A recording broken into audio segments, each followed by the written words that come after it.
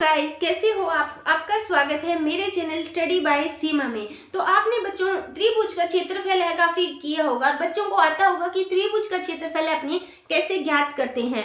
ये होता है त्रिभुज का क्षेत्रफल अपनी 3 मेथड से करते हैं, और जो 2 मेथड है उनकी वीडियो मैंने पहले डाल चुकी है। तो आज अपने करेंगे तीसरे मेथड से त्रिभुज का क्षेत्रफल है वो कैसे ज्ञात करते हैं। तो थोड़ा सा मैं आपको यहाँ पे बताऊंगी कि त्रिभुज का क्षेत्रफल है कि 3 मेथड कौन से होते हैं जिससे अपने त्रिभुज का क्षेत्रफल वो आसानी से ज्ञात कर सकते हैं। तो लेट्स स्टार्ट करते हैं अपनी वीडियो। अगर वीडियो अच्छी लगे तो इस वीडियो को अपने दोस्तों के साथ शेयर करना जरूर करना, और मेरे चैनल को सब्सक्राइब जरूर करके रखना ताकि जब भी मैं वीडियो डालूं आपके पास उसका तुरंत नोटिफिकेशन आ जाए। तो लेट्स स्टार्ट करते हैं अपने। ये मैंने यहाँ पे त्रिभुज बनाया है ए, बी और सी। त्रिभुज की स्ट्रक्चर बच्चों को पता है कि 3 भुजाओं से जो घिरी हुई आकृति होती है उनको त्रिभुज कहते हैं। ये अपनी डेफिनेशन हो सकती है, ठीक है।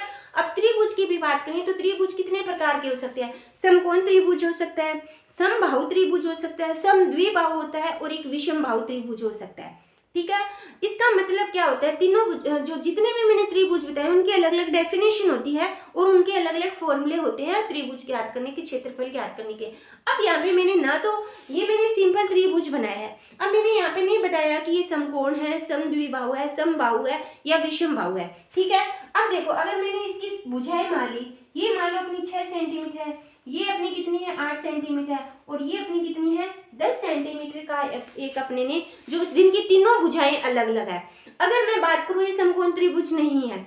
अगर मैं सिंपल त्रिभुज के क्षेत्रफल की बात करूं क्या होता है 1/2 आधार इंटू ऊंचाई। 1/2 आधार इंटू ऊंचाई। आधार ये है लेकिन ऊंचाई हमेशा ध्यान रखना, ऊंचाई जो हमेशा 90 डिग्री को कोण पे बनाएगी वो हमेशा ऊंचाई होती है। तो यहाँ पे ऊंचाई मैंने नहीं दी हुई, तो उसको आपने 1/2 आधार इंटू ऊंचाई वाला सूत्र है वो नहीं लगा सकते। अगर मैं बात करूं एक और अपना फॉर्मूला होता है हीरोन का सूत्र।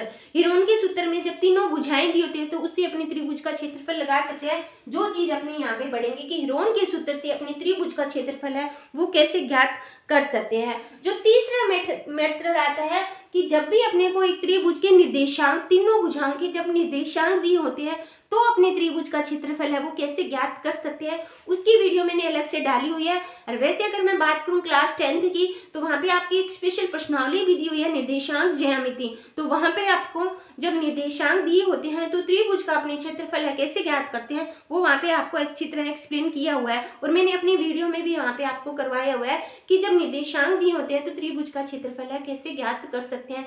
वो क्वेश्चन वो या तो क्लास 10th के बोर्ड में पूछा जाता है या फिर जितने भी आपके कंपटीशन एग्जाम है वहां पे जब निर्देशांक से त्रिभुज का क्षेत्रफल कैसे ज्ञात करते हैं वो क्वेश्चन पूछा जाता है। तो लेट्स स्टार्ट करते हैं अपने त्रिभुज का क्षेत्रफल किसकी सहायता से, हीरोन के सूत्र की सहायता से। हीरोन का सूत्र, सबसे पहले अगर मैं सूत्र की बात करूं तो क्या होता है, अपने को पता है कि त्रिभुज का अगर मैं परिमाप की बात करूं तो तीनों भुजाओं का योग उसका परिमाप होता है। ये भुजा और ये भुजा तीनों भुजाओं का योग क्या होता है, परिमाप। अब मैं यहाँ पे बात करूंगी सूत्र में अर्ध परिमाप। अर्ध परिमाप का मतलब क्या है, अगर मैं अर्ध परिमाप का सिंबल की बात करूं तो एस होता है। तीनों भुजाओं का योग क्या होता है, त्रिभुज का परिमाप। तीनों भुजाएं ए, बी एंड सी, ठीक है। ए कितनी है, मान लो ए के सामने वाली ए होती है, बी के सामने वाली बी होती है, और सी के सामने वाली सी होती है। ए कितनी है 10 है, बी कितनी है 8 है, और सी कितनी है 6। बट ये तो हो गया अपने त्रिभुज का परिमाप। अर्ध है तो इसका क्या करेंगे, अपने आधा करेंगे। तो कितना हुआ 24/2 यानी कितना हो गया 12। यानी s का जो मान है वो कितना आ गया अपना 12 s की वैल्यू आ गई। यानी त्रिभुज का पूरा परिमाप 24 है, उसका आधा करेंगे तो वो अर्ध परिमाप होगा जिसका सिंबल होता है s। ठीक है बच्चों, यहाँ तक समझ आ गया, कोई दिक्कत वाली बात नहीं है, सिंपल सा है। अब अपने को बात करना है त्रिभुज ए बी सी का क्षेत्रफल। एस एस माइनस ए, एस माइनस बी और एस माइनस सी, तीन होते हैं एस, एस माइनस ए, एस माइनस सी। एस की वैल्यू रखेंगे यहाँ पे 12, 12 माइनस 1, 12 माइनस 8 और 12 माइनस 6। तो 12 कितना हुआ 2, यहाँ पे कितना हुआ 4, यहाँ पे कितना हुआ 6। अब देखो इसमें से गुण निकालो, 12 का गुणनखंड करूँ तो 6 × 2, फिर 2 है, फिर 4 है और फिर 6।